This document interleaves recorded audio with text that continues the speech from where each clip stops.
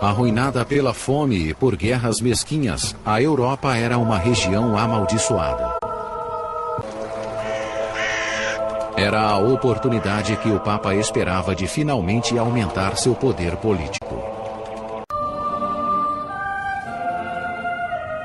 De todas as cidades do mundo, Jerusalém é aquela com o passado e certamente o futuro mais conturbado. Para os judeus é a terra que abriga os templos de Herodes e Salomão. Para os muçulmanos, o local de onde Maomé ascendeu aos céus. E para os católicos, o solo onde o Messias foi crucificado. Após sua morte, a palavra de Jesus Cristo criou raízes, e Jerusalém aos poucos se livrou de quase 400 anos de ocupação romana para abraçar a fé cristã. Até que no século VII, a cidade sagrada foi tomada à força por uma nova crença, o islamismo.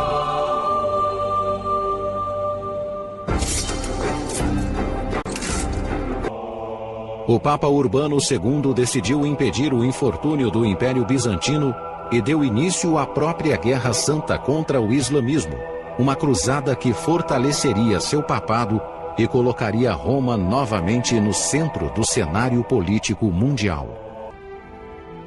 Em novembro de 1095, o Papa proferiu um sermão a céu aberto na cidade francesa de Clermont. Foi um chamado para que príncipes, reis, clérigos e plebeus travassem uma guerra sob a bandeira da Igreja Católica. O sermão foi uma demonstração de astúcia e persuasão religiosa. Com a ajuda de histórias exageradas sobre atrocidades muçulmanas contra os peregrinos cristãos na Terra Santa, o Papa transformou os turcos em demônios e apresentou a cruzada como a guerra entre duas crenças. Diante das promessas de honra e glória, dezenas de milhares de homens e mulheres, incluindo famílias e vilarejos inteiros, responderam ao chamado do Papa Urbano. Mas para muitos, como um jovem cavaleiro que relatou a jornada para Jerusalém, o atrativo era outro, a promessa de grandes riquezas. Mas a oferta de riquezas sem fim e terras que jorravam leite e mel era apenas uma parte do prêmio. Pouco depois, uma nova recompensa foi oferecida para a congregação. Em uma decisão sem precedentes, o Papa prometeu um lugar no céu para a alma daqueles que aceitassem a cruzada. O sermão do Papa certamente testava os limites da doutrina cristã. Em sua Guerra Santa, o cruzado tinha a bênção de Deus para ignorar o sexto mandamento, não matarás, contanto que a vítima fosse um infiel. Incitados pelas palavras do Papa, alguns fanáticos ansiavam por derramar sangue antes mesmo de a cruzada deixar a Europa. Para esses fundamentalistas, qualquer não cristão era um herege, e havia hereges por toda parte.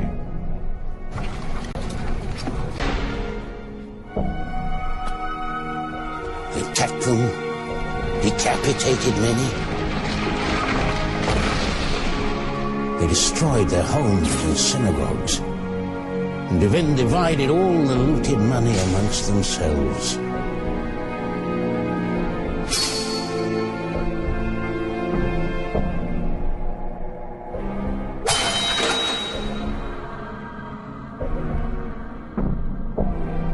Em nome de Deus, milhares de judeus foram massacrados na Europa. O assassinato e o massacre de inocentes foi a marca registrada da Primeira Cruzada. O exército cruzado principal chegava aos muros da grande cidade de Antioquia, a 240 quilômetros dali. A próspera Antioquia foi uma cidade cristã desde os tempos do apóstolo Pedro até 1085. Era tarde demais para voltar. E o grupo continuou a escalar a muralha da Torre de Firos. Em questão de minutos, a cidade foi tomada e os portões foram abertos para os outros soldados. Guiados pelos cristãos locais, eles arrastaram os muçulmanos para fora das casas e das mesquitas. e os mataram indiscriminadamente. A notícia do sucesso da primeira cruzada correu à Europa. Mas o Papa Urbano, a verdadeira inspiração que levou 60 mil homens a percorrer 5.000 quilômetros, morreu antes de saber que Jerusalém estava em mãos cristãs pela primeira vez em 400 anos. Jerusalém tinha menos de 800 metros de extensão. Dentro de suas muralhas, os cruzados massacraram cerca de 30 mil muçulmanos e judeus. Notícias da chacina abalaram o mundo islâmico. Enquanto os cruzados celebravam a vitória e consolidavam a posse da Terra Santa, os muçulmanos pacientemente se preparavam para contra-atacar. Mal sabiam os invasores que a fúria islâmica logo se abateria sobre o reino cristão de Jerusalém. A fúria islâmica se abateria sobre o recém-retomado Reino Cruzado, sob o comando do líder Saladino e evocando um novo grito de guerra, o Jihad. A segunda e a terceira cruzadas. Para derrotar os cristãos, era preciso um líder que reunisse as forças muçulmanas sob a mesma bandeira de guerra. E o que os cruzados mais temiam era justamente um contra-ataque. A fim de oferecer proteção aos peregrinos, uma segunda ordem sagrada foi instituída. Combinando o estilo de vida monástico com porte de armas, esta irmandade acreditava que combater os infiéis era um ato de caridade e um caminho para a salvação. A ordem foi batizada de Cavaleiros do Templário, nome inspirado no quartel-general do grupo, o antigo Templo de Salomão. As duas ordens logo se tornaram para os muçulmanos o símbolo mais temido e ultrajante da ocupação cruzada.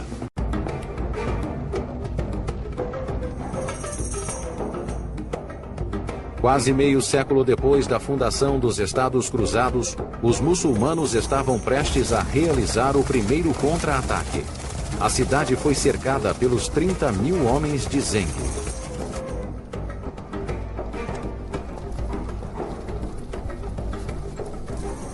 Pegos de surpresa, os poucos cavaleiros cruzados que permaneceram em Edessa bateram em retirada para dentro da cidade. A única maneira de entrar em Edessa era derrubando os muros. Zeng decidiu convocar mineiros que sabiam exatamente como destruir os alicerces da construção.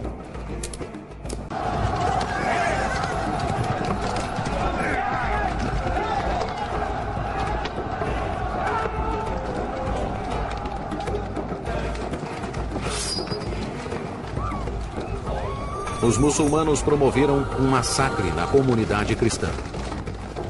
Milhares de homens, mulheres e crianças foram mortos.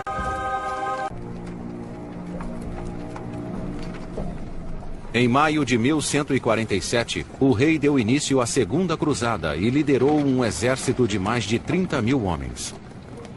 No coração da força de combate seguiam 300 cavaleiros templários. O exército levou quase 5 meses para cruzar a Europa, da França até a Ásia Menor. A Segunda Cruzada terminou em desastre. Além de virar as costas para o reino de Jerusalém, ele fortaleceu a determinação dos muçulmanos. Reinaldo de Châtillon.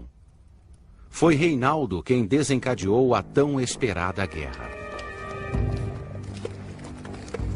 Durante 4 décadas, o direito dos muçulmanos de usar a rota comercial entre o Egito e a Síria foi respeitado. Até que em janeiro de 1187, Reinaldo quebrou o acordo.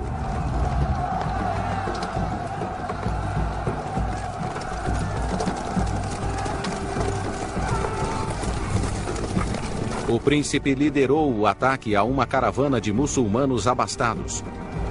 Ele fez os homens e mulheres de prisioneiros e saqueou suas posses. O ataque injustificado deu a Saladino um motivo para entrar em guerra. Um exército de proporções épicas foi reunido sob a bandeira muçulmana. Ele reuniu 1.300 homens dos castelos e cidades do reino, incluindo os templários e os hospitalários, mais 15.000 soldados de infantaria.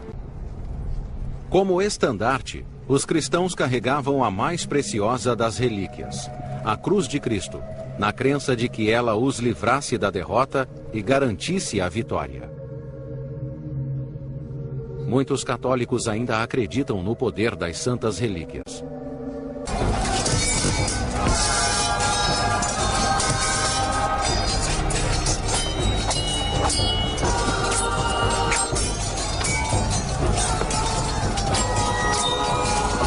Debilitados, os cruzados não foram páreo para o robusto exército de Saladino. Cada golpe cristão era defendido pelos muçulmanos. Quando os cristãos começaram a cair, o disciplinado exército muçulmano fechou o cerco para o golpe final. Mas a compaixão não foi dada aos hospitalários e templários, os distintos cavaleiros nomeados para combater as forças do islamismo.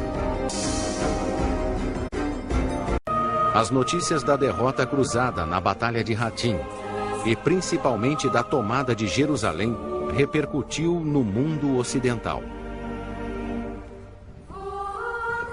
Logo em seguida, o Papa Gregório VIII fez um comovente apelo para promover a Terceira Cruzada. A Terceira Cruzada estava livre para recapturar a cidade sagrada. Mas primeiro, era preciso negociar os milhares de reféns. O rei mandou um ultimato para Saladino. Os homens seriam libertados em troca de 200.000 moedas de ouro e do relicário com os fragmentos da cruz de Cristo. A conduta de Ricardo naquele dia entrou para a história como um dos episódios mais cruéis de todas as cruzadas. With the sword, they killed them in cool blood.